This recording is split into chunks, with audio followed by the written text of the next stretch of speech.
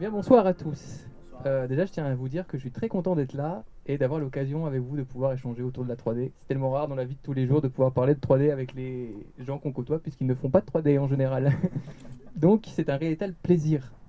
Donc, je vais commencer par me présenter. Je m'appelle Quentin, j'ai 24 ans et ça fait à peu près un an que je suis dans l'école H3D2. Et ma passion pour le cinéma vient avant tout, je pense comme beaucoup d'entre vous, du cinéma et des effets spéciaux et de l'animation. Et avec le temps, elle s'est développée finalement autour plutôt de la création. Et du coup, c'est dans la 3D que j'ai retrouvé mon compte. Pourquoi je vous montre cette image au début? Vous devez probablement vous poser cette question. Eh bien, c'est parce que c'est un fil rouge. Et c'est ce que j'aimerais vous parler ce soir. Du coup, du fil rouge de mon travail. Quand on fait de multiples projets, même si ils n'ont rien à voir entre eux en apparence en tout cas, et c'est le cas pour chacun d'entre nous, eh ben, il y a quand même quelque chose qui les guide. Il y a quand même un truc qui fait qu'on choisit ce projet-là plutôt qu'un autre, et aussi qu'on fait de cette manière-là plutôt qu'un autre. Et je vous l'ai dit juste avant, ma passion, elle vient du cinéma. Et au cinéma, quand on utilise la 3D, on l'utilise essentiellement pour créer des choses extraordinaires, voire des choses impossibles. Des extraterrestres, des vaisseaux spatiaux, des dragons, ou plein d'autres choses. Et la 3D, au-delà du cinéma, elle s'est démocratisée dans l'audiovisuel de manière générale, pour non plus représenter l'extraordinaire, mais plutôt le banal. Et c'est quand même assez intéressant de se dire que, si je prends du coup l'un des projets que je vous ai fait, que j'ai fait l'année dernière, de se dire que c'est quand même fou que mon regard s'arrête sur un objet, alors que dans la vie de tous les jours, cet objet, je le regarde à peine.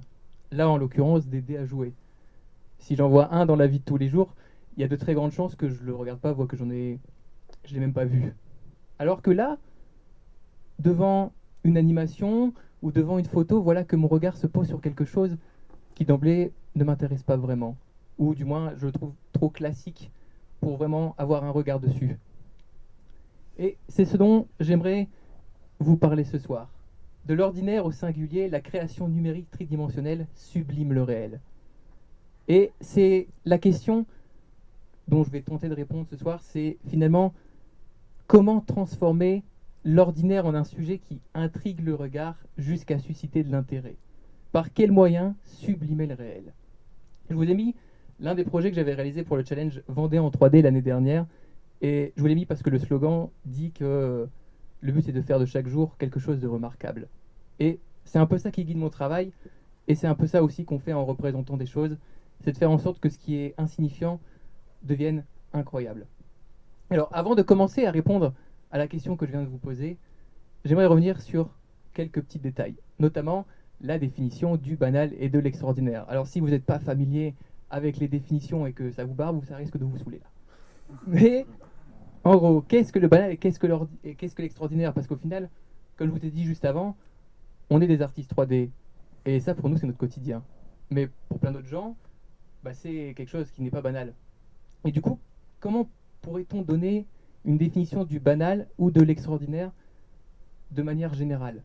Eh bien, je dirais ceci. Le banal, c'est un élément ou une situation dont la fréquence d'apparition survient suffisamment pour en supprimer sa signification et sa valeur intrinsèque. En scénario, j'ai vu que ça a intéressé certaines personnes, on parle de temps faible et de temps fort. Et du coup, le banal s'inscrirait plus dans un temps faible. À l'inverse de l'extraordinaire, qui lui est un événement, un lieu ou un objet dont la rareté, l'originalité ou encore la vraisemblance suscite un intérêt, voire un bouleversement remarquable, digne de contemplation. Un temps fort. Et l'objectif, finalement, en tant qu'artiste 3D, c'est de passer de la première définition à la seconde. Donc je vais commencer par vous montrer l'un de mes projets avant d'arriver à la première partie de la réponse. Alors attention, manipulation magique, normalement c'est ceci. Ça et ça. Ah, pardon. Voilà, j'ai déjà oublié. C'est parti.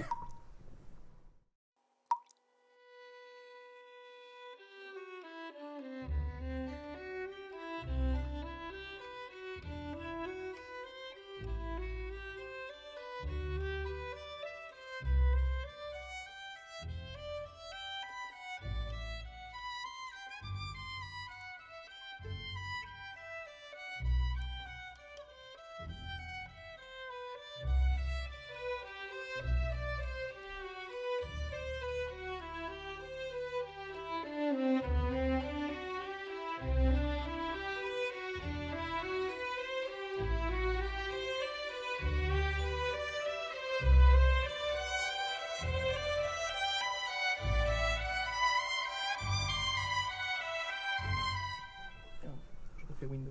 Ouais. Merci. Du coup, on en arrive à la première partie, après vous avoir montré ça, du coup, qui est un projet que j'ai fait l'année dernière, qui mélange à la fois architecture et court-métrage. Du coup, la première partie de réponse que je voudrais évoquer, c'est métamorphoser le commun en singulier, la subjectivité, source de sens, par le biais d'une narration. Alors là, comme ça peut sembler très flou, surtout à l'heure et après une bière. Mais la subjectivité, c'est par là que j'aimerais commencer. Attention, il y a du texte. La subjectivité d'un artiste 3D déconstruit une authenticité universelle pour la remodeler d'après sa vision singulière. Ainsi, ce dernier ne se contente pas de représenter le monde, il le reproduit selon une organisation qui lui est propre, afin de dévoiler sa vérité sur le réel. L'intention n'est plus de mimer ce qui nous entoure, mais de le concevoir à partir de ce qu'il imprègne comme sentiment. Dans la définition que je vous avais donnée avant de ce qu'est le banal, il y avait enlever la signification et enlever sa valeur, parce qu'il était trop commun. À travers la subjectivité, l'objectif c'est de rendre unique. Si je prends par exemple un téléphone, tout le monde sait ce qu'est un téléphone, tout le monde sait ce qu'est à quoi ça sert et quelle forme ça a. Mais si le téléphone c'est un objet qui est banal, votre rapport à celui-ci, en revanche, lui, il est unique. Certains s'en servent, je sais pas, pour envoyer des mails professionnels, pour regarder des tutos, ou bien pour simplement jouer à des jeux mobiles. Et même si l'objet est le même, notre rapport et ce qu'il imprègne comme sentiment chez nous, notre ressenti face à celui-ci, lui, il est différent. Et en tant qu'artiste, quand vous faites un projet, il faut jouer avec cette subjectivité. Si vous voulez pas juste montrer quelque chose, vous allez le montrer selon votre regard. Et ça, du coup, ça va rendre l'objet déjà beaucoup plus unique. Mais surtout, si vous avez des émotions, quelque chose qui, des idées aussi à véhiculer, vous allez avoir quelque chose à raconter. Vous allez avoir une narration. Et là, du coup, en créant une narration, déjà, l'objet en question ne sera plus juste l'objet, mais il sera déjà le héros ou le personnage principal de votre histoire. Mais surtout, juste avant, je disais que euh, le fait que l'objet soit trop, on le voit trop, on en enlève son sens. Attention, il va y avoir une citation, préparez-vous. Yves Lavandier, il a écrit un livre qui s'appelle La dramaturgie, l'art du récit. Et il dit ceci: se raconter des histoires, c'est simplement satisfaire trois besoins: d'émotion, de sens et de distraction. Vous avez bien compris, le mot qui m'intéresse, c'est de sens. Parce que tout souvenir que vous avez est forcément rattaché à une émotion. Plus cette émotion est forte, qu'elle soit positive ou négative, plus vous avez de chances de vous rappeler de ce moment. Et parce que, en fait, le moment que vous vivez, même s'il n'a aucune signification, la signification que vous allez lui donner, c'est les émotions. Et c'est pareil pour l'objet que vous allez montrer. Si il n'a pas de sens en soi, le fait que vous allez donner des idées et donner des émotions, ça va être attaché à l'objet et vous allez donner du sens à cet objet. Et c'est pour ça que je vous ai montré juste avant le projet que j'avais fait. Parce que, en fait, les lumières chaudes mélangées à l'architecture, ça vous donne une émotion positive, quelque chose d'agréable. Vous avez envie, enfin du moins je l'espère, d'aller dans cette salle de bain. Et à l'inverse, la musique, du coup, qui provient du film Oppenheimer, mélangée particulièrement au dernier mouvement de caméra, ça crée quelque chose de plus inquiétant et de peur. Alors, en général, quand on fait des projets architecturaux, il vaut mieux éviter de mettre des émotions négatives, mais là, comme je vous dis, c'était un mélange entre architecture et court-métrage, du coup, je me suis permis certaines libertés. Mais tout ça pour dire que j'espère que cette salle de bain, vous vous en souviendrez, parce que elle aura véhiculé chez vous des émotions. Voilà, donc déjà, la première partie, c'est donner du sens et donner de la valeur. Mais il faut encore autre chose. Du coup, je vais vous montrer le deuxième projet qui mènera au deuxième point, s'il te plaît. Merci.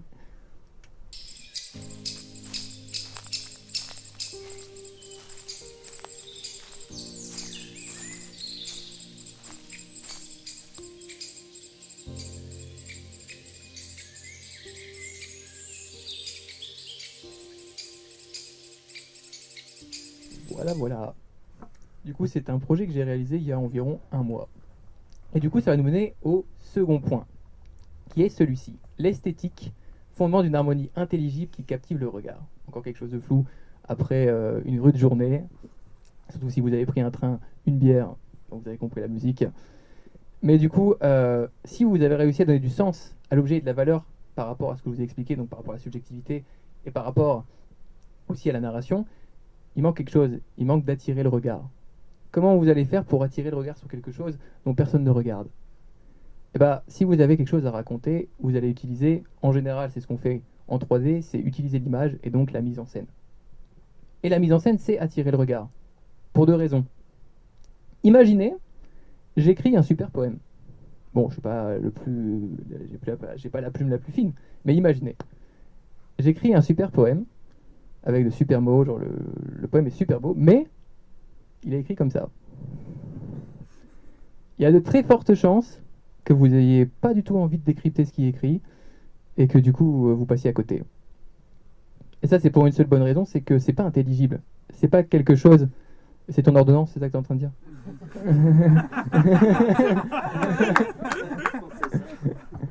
Et du coup, je disais que vu que c'est pas intelligible et que c'est pas clair, bah, vous n'allez pas avoir envie de vous attarder votre regard dessus. A l'inverse, si vous faites une bonne mise en scène, ça veut dire que vous jouez avec l'éclairage, la composition, les couleurs, la profondeur de champ. Vous allez finalement attirer le regard naturellement sur la chose dont vous souhaitez attirer le regard. Et au final, là, ce que vous venez de faire par l'intelligibilité et par la mise en scène, c'est justement attirer le regard sur quelque chose dont personne ne regarde. Mais aussi, vous allez jouer avec un équilibre à travers tous les éléments que je viens de citer avant. Ce qui fait que non seulement votre regard se pose naturellement sur cet objet, mais en plus, il y reste. Et à travers tous ces éléments, donc je tiens aussi à préciser du coup par rapport au projet que je vous ai montré juste avant, c'est que ce que j'ai essayé de faire, c'est aussi de rendre finalement quelque chose d'assez intelligible et aussi d'harmonieux, puisqu'on a le cerf au centre de la composition, donc notre regard se pose naturellement dessus. La profondeur de champ, la lumière qui forme du coup des contours et qui vient marquer les contours permet de rendre l'image beaucoup plus claire. Et l'équilibre donne aussi du coup, je l'espère, une image agréable à regarder. Du coup, si en soi, si vous avez tous ces éléments, eh ben déjà, ça vous suffirait à avoir une image ou une animation qui captive le regard. Mais j'aimerais rajouter un dernier point. Un dernier point qui est facultatif parce que c'est super dur à avoir.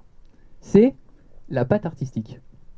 Je vous ai mis cette image parce que même si vous ne connaissez pas le film, donc les Chahutes d'Astéroïdes City, c'est marqué derrière, eh ben vous pouvez probablement deviner que, à moins que vous y connaissiez rien du tout au cinéma, ça c'est aussi possible, mais à travers les couleurs saturées et le filtre jaune qu'il s'agit d'un film de Wes Anderson. Parce que son esthétique est très marquée, à tel point qu'elle est reconnaissable. Et ça c'est intéressant, parce que si la mise en scène, elle permet d'attirer le regard, la part artistique, elle, au contraire, elle va fidéliser le regard et fidéliser un public. Parce que les gens qui vont regarder votre travail vont adhérer au code que vous avez mis en place. Et ils vont avoir envie de voir non seulement ce que vous avez fait, ce que vous avez fait avant et ce que vous ferez aussi. C'est aussi du coup l'un des fils rouges de mon travail. Du coup, à travers les différents projets que je fais, donc voici une certaine panoplie, j'essaye aussi de, je l'espère en tout cas, avoir une certaine patte artistique. Du coup, si on revient à la question que j'ai posée au début, enfin aux deux questions, parce qu'il y a deux questions. Comment transformer l'ordinaire en un sujet qui intrigue le regard jusqu'à susciter de l'intérêt, et par quels moyens sublimer le réel? Si là, il faut donner du coup une réponse assez claire, ou du coup une recette qui fonctionne à tous les coups, qu'est-ce que je dirais? Attention, il va encore y avoir du texte, préparez-vous. Je dirais ceci. De l'appareil photo dans l'angle de la table, au simple dé à jouer, en passant par une salle de bain familière. La création numérique tridimensionnelle ne se contente pas de dépeindre un miracle surnaturel ou un monde fantastique lointain. L'artiste 3D pose son regard autant sur le somptueux que sur l'insignifiant. Son travail ne consiste pas à mimer le réel, mais à le dévoiler selon sa vérité afin de le sublimer jusqu'à transformer la banalité en extraordinaire. Ainsi, la beauté de son œuvre ne dépend pas d'un sujet d'exception. Celle-ci trouve en réalité son essence dans l'équilibre, où la composition, la lumière, les couleurs et les contrastes s'unissent dans un durisme visuel formant une harmonie intelligible qui métamorphose le tangible en un univers émotionnel. Les pixels deviennent alors des lunettes, dévoilant l'invisible par le prisme d'une vision subjective qui éprouve la sensibilité du spectateur jusqu'à provoquer son empathie. Et du coup, s'il y avait deux mots à retenir pour qu'à tous les coups, vous arriviez à captiver le regard sur ce que vous faites, même si vous n'avez pas forcément une bonne technique, vous n'avez pas réussi à faire une super modélisation, votre animation est peut-être un peu ratée sur certains aspects.